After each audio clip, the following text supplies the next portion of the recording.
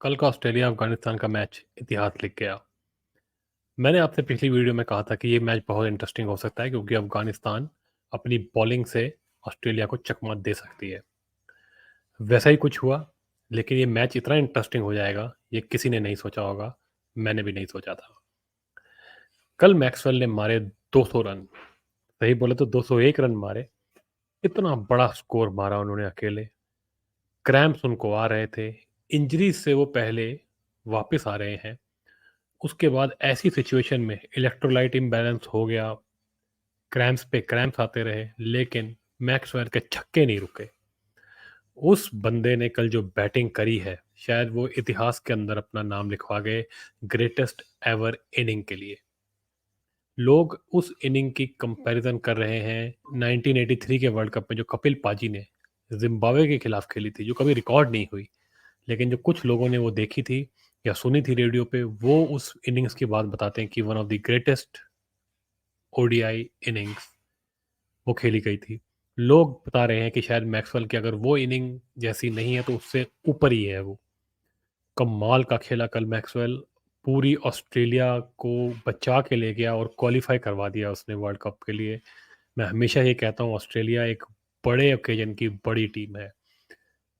किसी भी तरीके से आप ये मत सोचिएगा कि ऑस्ट्रेलिया की प्रॉब्लम सॉल्व हो गई हैं और ऑस्ट्रेलिया इस वर्ल्ड कप को बड़े आराम से जीत जाएगा। बिल्कुल नहीं, ऑस्ट्रेलिया लंबा फंसा हुआ है, अभी भी उनकी प्रॉब्लम बहुत ज़्यादा है। कल तो इंडिविजुअल ब्रिलियंस था ग्लेन मैक्सवेल का, जो वो इनको पार ले गए।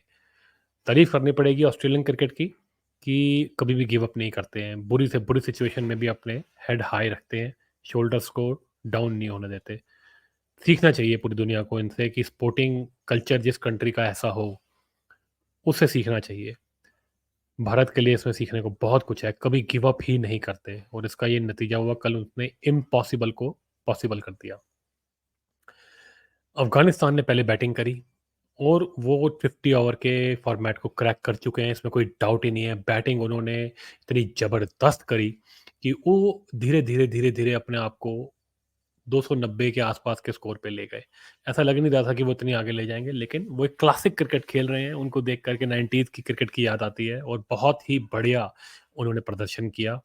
उन्होंने ये भी प्रूव किया कि जो इंग्लैंड टीम जो नया क्रिकेट खेल रही है, जिसको देखा-देखी बाकी टीमें भी तेज़ खेलने की कोशिश करते हैं, स्ट्राइक रेट उठाने की कोशिश करते हैं, उसी रीज़न की वजह से कई टीमें हार गई मैचेस और बाहर हो गई। इंग्लैंड तो खुद ही बाहर हो गया।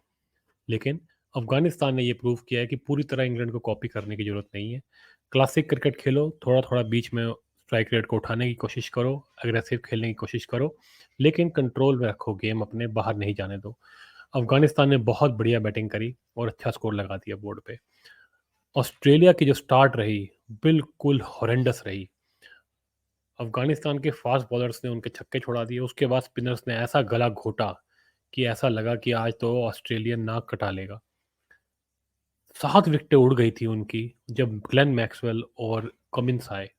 उसके बाद ऐसा गियर बदला, कमिंस ने तो सिर्फ स्ट्राइक दी है ग्लेन मैक्सवेल को और ग्लेन मैक्सवेल बस मारते ही गया, मारते ही गया, मारते ही गया, मारते ही गया।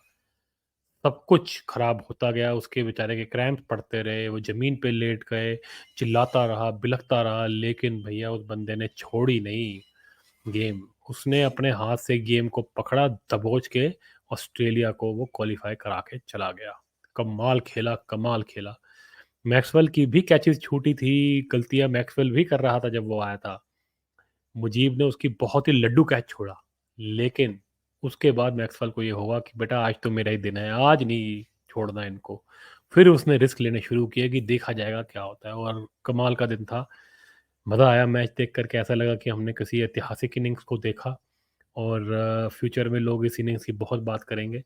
शायद अगर ऑस्ट्रेलिया यहाँ से आकर के वर्ल्ड कप जीत जाता है, तो ये इनिंग शायद इस वर्ल्ड कप की सबसे यादगार इनिंग्स हो जाएगी और अगर ऑस्ट्रेलिया इस वर्ल्ड कप को उठा लेती है, तो लोग इस इनिंग्स को सारा क्रेडिट देना पसंद करेंगे, इस वर्ल्ड कप की जीत के लिए।